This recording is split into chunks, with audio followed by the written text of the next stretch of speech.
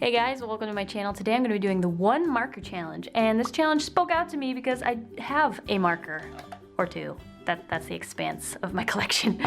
Is half skin colors, half like bold colors. So I'm just hoping I don't get a skin color, but I don't know.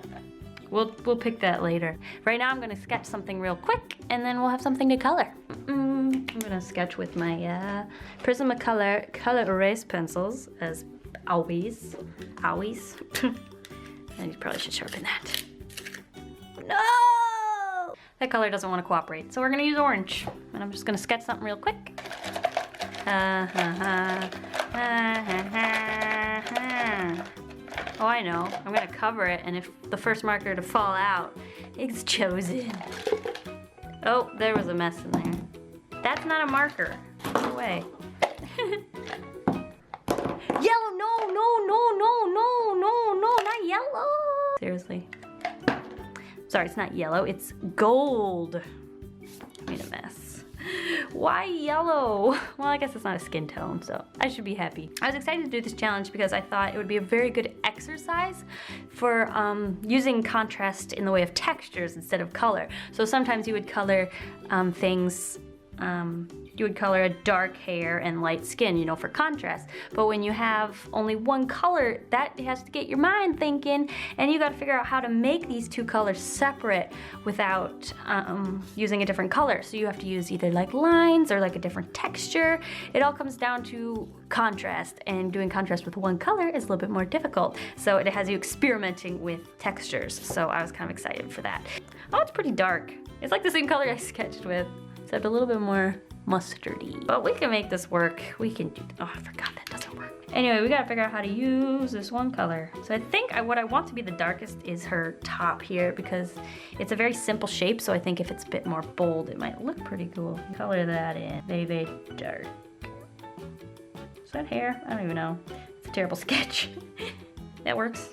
So now we got a nice dark top separating from the skin. So I'll probably leave the skin white since this is way too dark to work with skin, but I can definitely color in the eyeballs with it, which will contrast again with the skin. And maybe if I'm feeling really good about myself, I might try to do some blush with this orange color.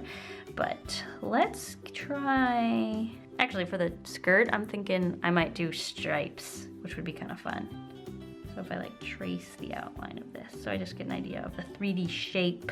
I'm thinking of making this dress come right out of here instead of making the little belly button shower. It's not a crop top anymore, because I want it to come right up against the top.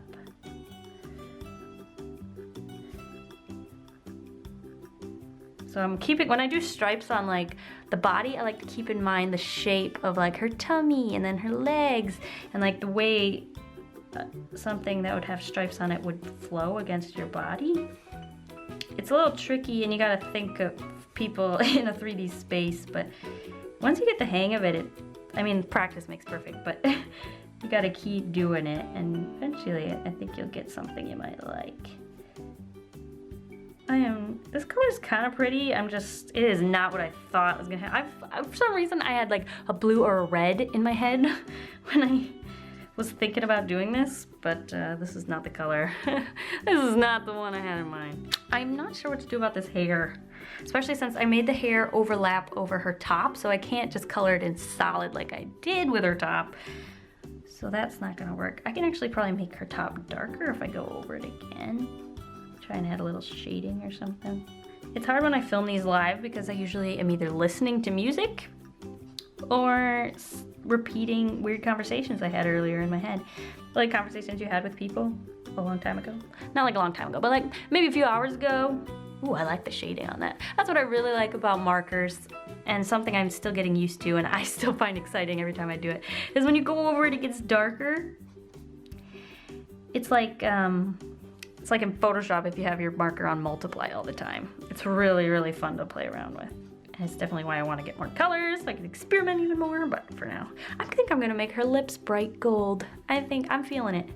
I'm just looking at this. I don't like the balance. I think I want to pull this down. Skirt just a little bit farther. Yeah, that looks a little bit better. Anyway, I think I'm gonna go for the bold lips. I'm gonna do it I'm gonna do it. Oh, is it too late to go back? Yes, it is. Okay. Ooh, I like it. I'm glad I did that. I'm gonna wait till that dries a little and then make the top lip a little darker so it looks a little bit more. I can actually zoom in here.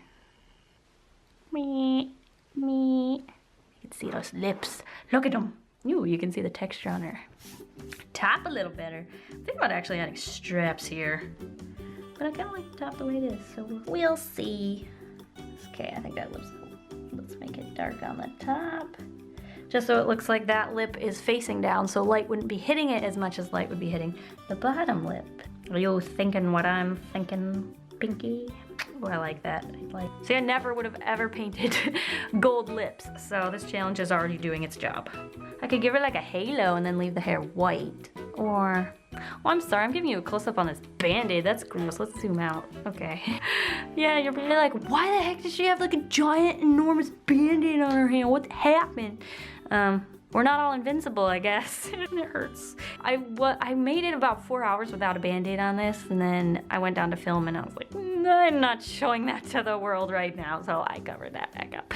Okay, not pretty sight. Anyway, I made a boo-boo, and now my hand hurts a lot. I actually, last week, burned the crap out of my finger, and now it's all flaky, so that's gross too. My hands are beautiful today, okay? I really hesitated even making this video at all, so I just keep going over this lip because I'm too scared to start the hair. You know what, I liked it better when it was zoomed in, even though you had to see my ugly Band-Aid, so we'll just pick one of the two evils. So we've got hair to do. Still gotta do the hair. I could do the eyebrows. That's usually a safe bet. That's where the brush marker comes in handy, because you can make the ends pointier than the front without having to go over it a bunch of times. Nice big, oh, I kind of want to make them big eyebrows. Let's do it. This exercise is all about contrast, so we want it to contrast with the rest of her skin. So we're gonna make big, poofy eyebrows. And if someone says, her eyebrows are too fat, it was a conscious choice. It might have been a mistake, but I still made it consciously. I still need to figure out what to do with this hair. I'm kind of scared. Well, I could definitely color in here because that's gonna be shaded, so the sun's not really getting there. I could do that here too. Definitely should fill in around the face because that is where I'm gonna have it all white, so I want the contrast to be very extreme there. It's good to do things that scare you guys, but that doesn't make them less scary. Not sure what I'm doing. I kind of just went in without a plan, which wasn't a good idea. But it does mean I have to figure out a way out, which is never bad. Get your brain working. Okay. I'm kind of just adding strokes to make it look a little bit more like hair. But other than that, I really don't know what I'm doing. So, this little section, it's giving me some grief. I think I'm just gonna go and color it in. Here we go. Ah! But if I go around it and darken that up, I might be able to get it to show through. But that's what makes this a challenge. You have one color, and I didn't really take advantage of different textures because I filled that in blank. If I had made the hair flat, I could have done texture to the top, which probably would have been the cleverest idea, but now I know, so that's cool. I'm just gonna try and add some contrast with shading around the hair, just so the hair looks lighter than the top. And I'm gonna color that in another layer, just to darken that up again. Okay, it's starting to separate. I just gotta, go at it. Just a lot of color.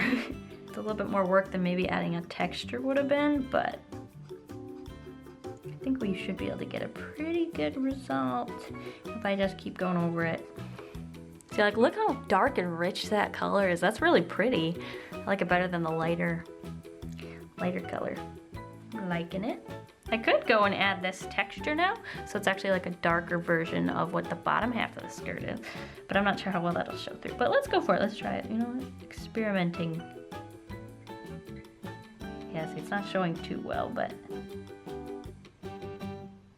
no, not really, not even on camera. Darken up some of this, where the shadows should be. It's a funny thing about markers, I feel like you just keep going, and I'm not scared to, I'm like, too inexperienced to know when to quit. I feel like the X isn't really showing anymore. Maybe it is. Maybe it looks okay. Just got a random hand down here. Could erase it and it would look the same. Oh, that's a crazy situation. Okay. Let's go for it all. Dude, I could give her some kind of like tattoo on her arm. Like a sun. Let's give her a sun. Why not? Why not?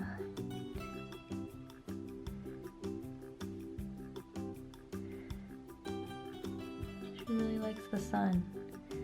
I feel like her name's Goldie. Not just because the color's gold. That's just her name. Nice. Oh, I kind of like this. I'm gonna go on. Probably gonna put way too much on, and then I'm gonna wish I never started. But let's do it. That's kind of cute. Just a big sun. I feel like that would start stretching over onto her neck, maybe.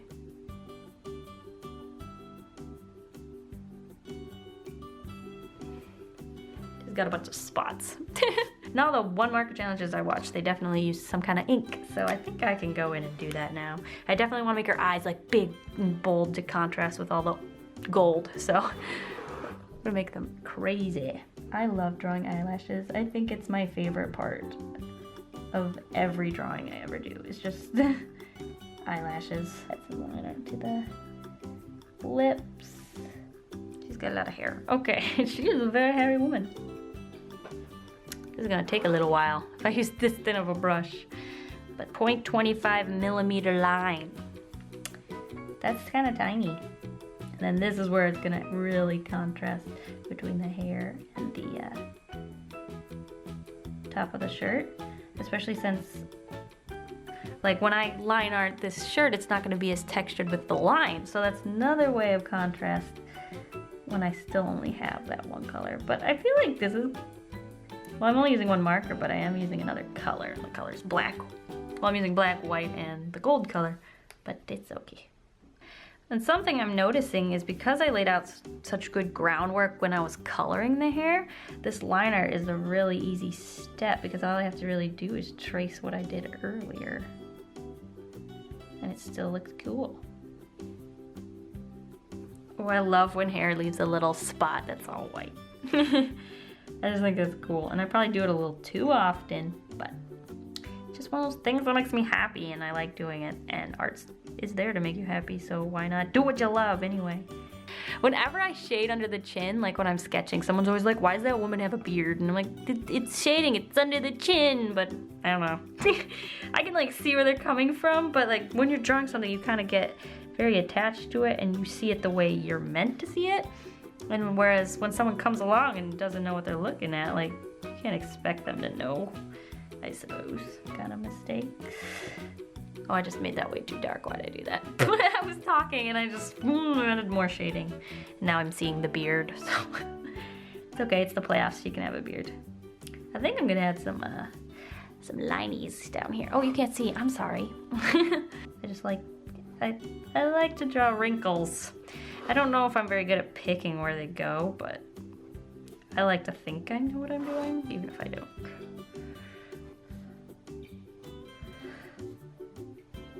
Maybe a little overboard, but it works.